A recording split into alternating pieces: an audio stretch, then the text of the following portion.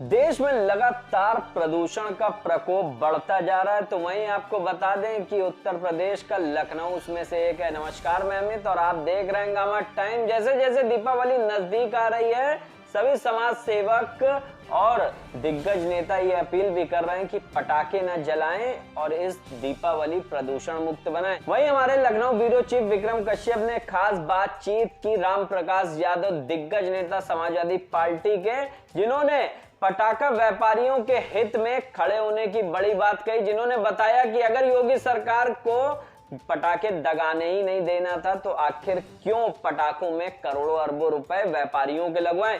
तो वहीं उन्होंने खुलकर योगी सरकार पर साधा निशाना कानून व्यवस्था और अन्य व्यवस्थाओं को लेकर खुलकर बोले। जहां आपको जानकारी के मुताबिक बता दें कि सरोजनी नगर विधानसभा क्षेत्र में उन्होंने अखिलेश यादव सरकार के लिए जन जन तक पहुंचकर साइकिल से उनकी योजनाओं को उन तक पहुंचाया था। तो आइए डालते हैं हमारी खास बातचीत पर एक नजर, जो हमारे लखनऊ ब्यूरो चीफ विक्रम कश्यप ने उनसे बात की और उनका क्या कहना है इस वक्त दीपावली के पर्व पर। समाजवादी पार्टी यूं तो इतिहास रचने वाली पार्टी रही है और लगातार इसने उत्तर प्रदेश में इतिहास भी रचा, जहां पर इनके नेता यानी यूं कहें नेताजी मुख्यमंत्री पूर्व मुख्यमंत्री मुलायम सिंह यादव, जिन्होंने कई इतिहास रचे, वही अपने सुपुत्र अखिलेश यादव को भी इन्होंने उत्तर प्रदेश के मुख्यमंत्री की कमान सौंपी। जहां पर सरोजनी नगर विधानसभा आज आपको लेकर आए, जहां समाजवादी पार्टी के दिग्गज नेता हमारे साथ राम प्रकाश यादव है, जिन्होंने समाजवादी पार्टी की नीतियों को विधानसभा क्षेत्र सरोजनी नगर में साइकिल चलाकर बताने का पूरा काम किया था और इनकी टीम ने भी लगातार समाजवादी पार्टी की नीतियों को जन जन तक पहुंचाया। ये बात करते हैं कि प्रदेश सरकार जिस तरह से कानून व्यवस्था को दुरुस्त करने की बात कह रही थी, क्या उत्तर प्रदेश में कानून व्यवस्था दुरुस्त है या जिस तरह से लगातार महिलाओं के साथ बढ़ते अपराध है, दुष्कर्म है, किस हद तक है, जहां समाजवादी पार्टी लगातार इसका विरोध भी तहसील पर सड़कों पर करती नजर आ रही है। आइए बातों का सिलसिला शुरू करते हैं और जानते हैं कि आखिर जिस तरह से प्रदेश में लगातार अपराध बढ़ रहे हैं उस पर समाजवादी पार्टी के नेता राम प्रकाश यादव का क्या कहना है। जी देखिए, लगातार अपराध बढ़ रहे हैं, अपराध चरम पर हैं, अपराधी बेलगाम हैं। आए दिन हत्या, बलात्कार, लूट, डकैती की वारदातें बढ़ रही हैं। सरकार इस पे ध्यान नहीं दे रही है, पूरी तरह से सरकार फ्लॉप है। और जब समाजवादी पार्टी की सरकार थी तो समाजवादी पार्टी के राष्ट्रीय अध्यक्ष आदरणीय अखिलेश यादव जी ने बहुत सारी योजनाओं को लागू किया था। चाहे हमारी माँ बेटियों की सुरक्षा से संबंधित कोई योजना हो, चाहे किसानों के संबंधित कोई योजना हो, सारी योजनाओं को उन्होंने लागू किया था। इस सरकार ने सारी योजनाओं को बंद कर दिया है। ये सरकार केवल लूट और घसोट में लगी है। अपराधी बेलगाम हो रहे हैं, आए दिन बलात्कार और कई घटनाएं बढ़ती चली जा रही हैं। हमारा सरोजनी नगर विधानसभा क्षेत्र है जो जहां पर मैं रहता हूं, इस क्षेत्र की मैं बात करना चाहता हूं।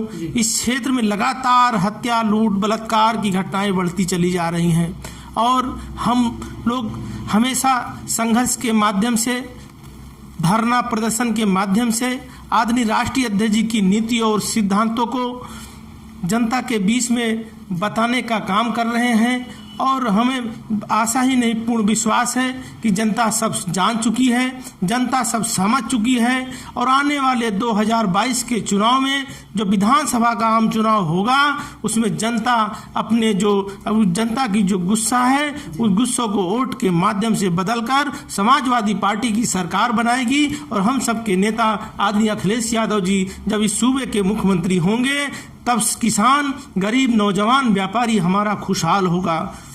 जी जी, यही हम लोग। राम प्रकाश जी, लेकिन बताएं, आने वाले एमएलसी चुनाव में जिस तरह से बसपा सुप्रीमो ने ये बड़ी बात कही कि पूरी ताकत समाजवादी पार्टी के प्रत्याशियों को हराने में लगा देगी, तो क्या लगता है कि जो बसपा की ताकत है समाजवादी पार्टी के आगे किस तरह की रहेगी? देखिए, बसपा और भाजपा का जो मेन मिलाप था ये सब जनता जान चुकी है। अभी राज्यसभा के चुनाव में क्या हाल हुआ है बहुजन समाज पार्टी का जनता सब समझ चुकी है और बहुजन समाज पार्टी और भारतीय जनता पार्टी एक ही सिक्के के पहलू हैं और मिल के ये काम कर रहे हैं। जनता जान चुकी है और जनता आने वाले समय में 2022 में इनको सबक सिखाएगी भारतीय जनता पार्टी को और समाजवादी पार्टी की सरकार बनाएगी। आदरणीय अखिलेश यादव जी को उत्तर प्रदेश का मुख्यमंत्री बनाएगी। जनता सब जान चुकी है, जवाब जनता देगी 2022 के चुनाव में। राम प्रकाश जी, आने वाला पर्व दीपावली है और पर्यावरण को दूषित हो चुका है, काफी हद तक प्रदूषण है। किस तरह की राय और संदेश लोगों को देना चाहेंगे? देखिए, पर्यावरण की तो समस्या है, पर्यावरण दूषित है, सरकार ध्यान नहीं दे रही है। सरकार ने कोई पर्यावरण जो प्रदूषण बढ़ रहा है उस पर कोई कार्यक्रम नहीं बनाया है और कोई ध्यान नहीं दिया है, इसलिए प्रदूषण बढ़ रहा है। लेकिन जब समाजवादी पार्टी की सरकार थी तो हमारे नेता आदरणीय राष्ट्रीय अध्यक्ष जी ने पर्यावरण बढ़ाने के लिए करोड़ों पेड़ लगवाए थे और जनेश्वर मिश्रा पार्क बनवाया था लखनऊ में। जनेश्वर मिश्रा पार्क में बढ़िया टहलने की व्यवस्था है, अच्छा वातावरण वहाँ का है, खुली हवा मिलती है। लोहिया पार्क, जनेश्वर मिश्र पार्क, कई पार्कों का निर्माण कराया गया। इसलिए जब समाजवादी पार्टी की सरकार आएगी तो हम लोग फिर हमारे राष्ट्रीय अध्यक्ष जी जो काम किए थे, जो योजनाएं सरकार ने बंद कर दिया है, उन योजनाओं को शुरू किया जाएगा। और हाँ, जो विकास के काम रुक गए हैं, ये विकास के काम आगे बढ़ेंगे तभी किसान, नौजवान, गरीब हमारा खुशहाल होगा। और जो है जी। तो राम प्रकाश जी, आखिर बताएं कि दीपावली पर किस तरह की शुभकामनाएं अपने समाजवादी पार्टी के नेताओं को या प्रदेशवासियों को देना चाहेंगे? दीपावली के इस अवसर पर हमारे विधानसभा क्षेत्र के सभी शुभचिंतकों को, सभी क्षेत्रवासियों को दीपावली की हार्दिक शुभकामनाएं, प्रदेशवासियों को हार्दिक शुभकामनाएं। हम सब लोगों की तरफ से बहुत बहुत शुभकामनाएं। आखिर क्या कहेंगे, पटाखे इस बार कम जलाएं क्योंकि प्रदूषण ज़्यादा बढ़ रहा है, पटाखों के लिए क्या कहना चाहेंगे? लोग पटाखे ज़्यादा जलाते हैं, दिए कम जलाते हैं, जबकि दीपों का ये त्यौहार है। देखिए, हर्षोल्लास के साथ दीपावली लोग मनाते हैं, पटाखे भी जलाते हैं, दीप भी जलाते हैं।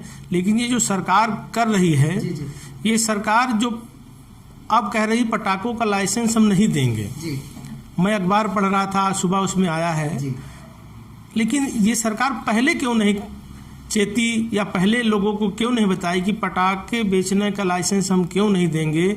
जब गरीबों ने पटाखे बना लिए हैं, उनके गोडाउन में पटाखे रखे हैं, अब कह रही मैं लाइसेंस नहीं दूंगी, आप बेच नहीं सकते हैं। तो ये सरकार बदले की भावना या कहिए या तानाशाही कर रही है, गरीब परेशान हो रहा है। लेकिन दीपावली की हार्दिक शुभकामनाओं सहित हम लोग उम्मीद करेंगे कि प्रदूषण की जो समस्या है, प्रदूषण भी न बढ़े, पटाखे कम जलाएं। ठीक है, तो ये थे हमारे साथ समाजवादी पार्टी के नेता राम प्रकाश यादव, जिन्होंने बताया कि सरोजनीनगर विधानसभा में किस तरह से समाजवादी के नेताओं ने काम किया और लगातार समाजवादी पार्टी की नीतियों को जन जन तक पहुंचाया। जहां आपको हमने बताया कि साइकिल यात्रा कर पूरी विधानसभा, सरोजनीनगर विधानसभा में राम प्रकाश यादव ने साइकिल यात्रा की और जन जन तक समाजवादी पार्टी की नीतियों को बताया। वहीं प्रदेश सरकार पर भी तंज कसते हुए उन्होंने बताया कि जिस तरह से लगातार कानून व्यवस्था ध्वस्त हो चुकी है और अपराध बढ़ता जा रहा है। समाजवादी पार्टी की सरकार जब भी रही तो उन्होंने इसके लिए कई तरह की महिला सुरक्षा हेल्पलाइन भी चलाई और चलाई ही नहीं, इस पे कार्य भी हुआ। लेकिन वही उन्होंने बताया कि अभी तक जिस तरह का जंगल राज है उस पर कानून व्यवस्था पूरी दुरुस्त है। पर्यावरण को लेते हुए, प्रदूषण को लेते हुए उन्होंने दीपावली की शुभकामना संदेश भी दिया और बताया कि इस दीपावली को दीपों के साथ किस तरह से मनाएं। वहीं पटाखा विक्रेताओं के लिए उन्होंने बड़ी बात कही कि जिस तरह से गरीब व्यापारियों ने पटाखों की पूरी फैक्ट्री लगा ली है और पटाखे बनाकर एकत्रित कर लिया है कि दीपावली के पर्व पर उसको बेचेंगे। लेकिन अब जब सरकार उस पर बैन लगाने जा रही है तो आखिर किस तरह का हाल है उन पटाखे व्यापारियों का, उसकी भी चिंता जताते हुए राम प्रकाश यादव ने बड़ी बात कही। आकाश के साथ मैं विक्रम आपसे इजाजत चाहूंगा।